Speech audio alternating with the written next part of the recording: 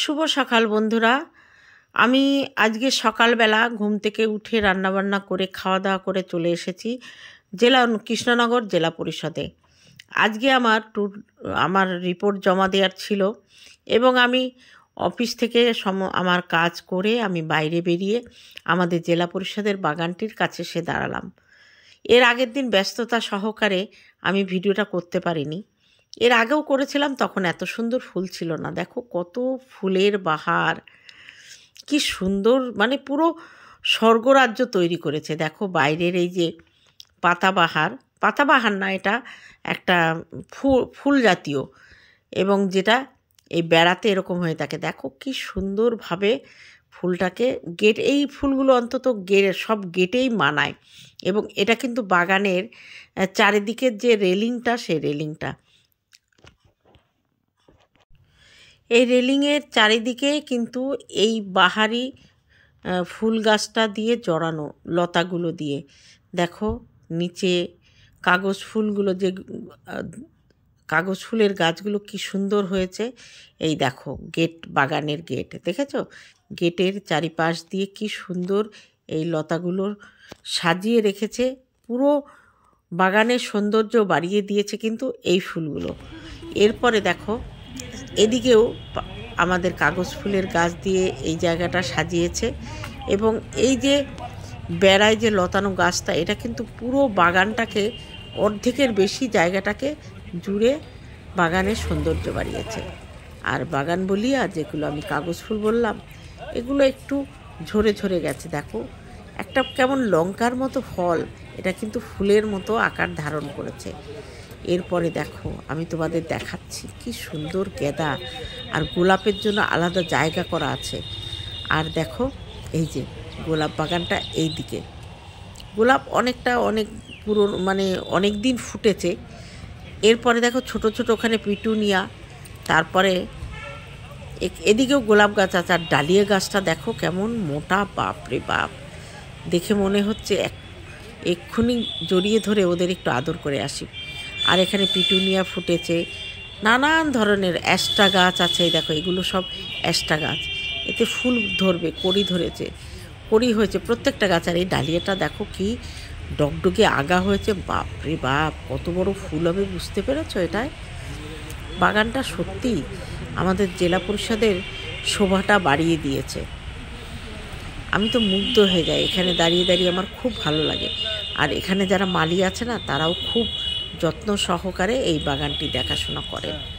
তা অনেক দিন ভাবছি তোমাদের সঙ্গে এগুলো শেয়ার করব, আসি যাই দেখি, কিন্তু আর শেয়ার করা হয় না।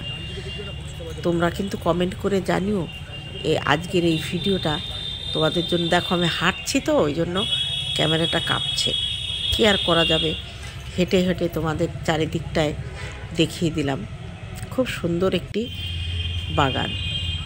চলো এবার আমি আস্তে আস্তে সামনের দিকে এগোচ্ছি, বাড়িতে যাব। বাড়িতে গিয়ে তারপরে আবার তোমাদের সামনে আসব। চলো এখনকার মতো রাখছি ভিডিওটা, আবার পরে রাত্রে তোমাদের সঙ্গে দেখা হবে। অফিস থেকে আসার পরে ঝুড়িতে দেখি সবজি নেই, তা কী করলাম, বাঁধাকপি ছিল একটা, বাঁধাকপি আলু দিয়ে বড়ি ফোড়ন দিয়ে বাঁধাকপির ঘন্ট, কারণ আমাকে রাত্রে রান্না করে রাখতে হচ্ছে, কালকে অফিস আছে। আজকে কোনো কিছুই নেই, আর মেয়েরও কাজের চাপ পড়েছে, ও তো পারবে না রান্না করতে সকালে। যাই হোক, আর এটা করেছি আমি পালং শাকের শীষ দিয়ে আলু দিয়ে পনির দিয়ে একটা তরকারি। তোমরা হয়তো ভাবছি এ কী রান্না, এ তো কোনোদিন খাইনি। না, কোনোদিন কেউ খাওনি, আমিও খাইনি।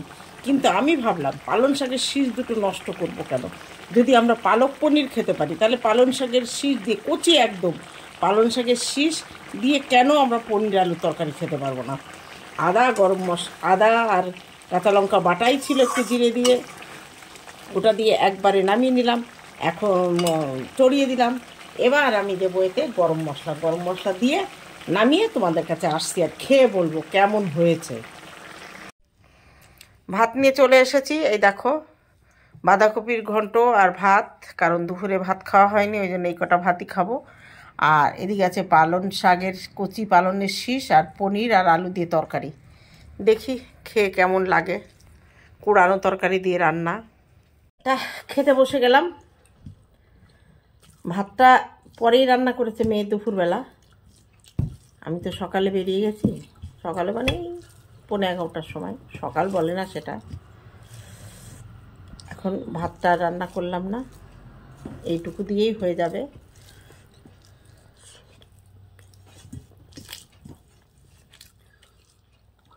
বাঁধাকপিতে একটু ধনে পাতা দিলে ভালো হয়, তা ধনে পাতা আর ছিল না।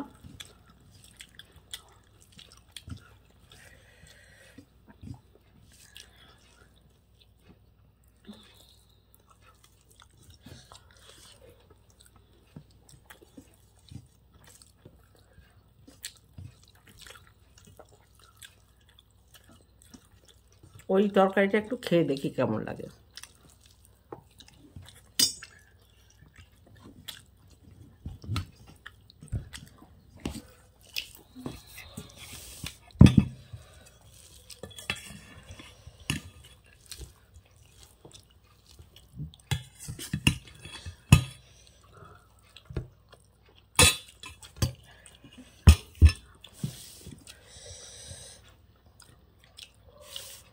একটু খেয়ে দেখি, নতুন তরকারি রান্না করলাম। আরে তেল মশলা দিয়ে ঘাস রানলেও খাওয়া হয়ে যায়, ধোঁয়া ধোঁয়া উঠছে তরকারি দিয়ে।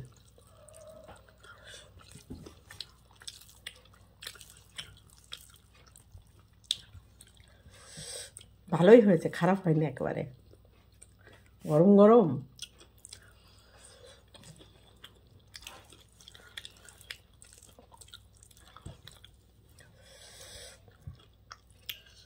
করে একবার খেয়ে দেখো, ফেলা যাবে না, দারুণ হয়েছে কিন্তু। এখন কচি পালনের শেষ না। চলো তাহলে খেয়ে এবার আসি। এটা খেয়ে তো রিভিউ দিলাম, ভালো হয়েছে। বলবো আন্টি কি নাতারি পাতারি রান্না করে, কিচ্ছু করার নেই, আজকে ছিল না কিছু। পনিরটা কী দিয়ে রানবো, শুধু আলু দিয়ে পনির আমি খেতে পারি না। চলো খেয়ে দিয়ে পরে আসছি। খাওয়া দাওয়া শেষ করে আমার ওই কন্ট্রোভার্সি ভিডিওটা শেষ করলাম, করে ভাবলাম এই ভিডিওটা তো শেষ করিনি, একটু জোয়ান মুখে দিয়েছি। হঠাৎ মনে পড়লো যে তোমাদের কাছে শেষ করতে হবে ভিডিওটা। তা চলো আজকের মতো ভিডিওটা ছোট্ট করে দিলাম, দেখা হবে অন্য কোনো দিন। ততক্ষণে তোমরা সাবধানে থেকো। Tata, good night.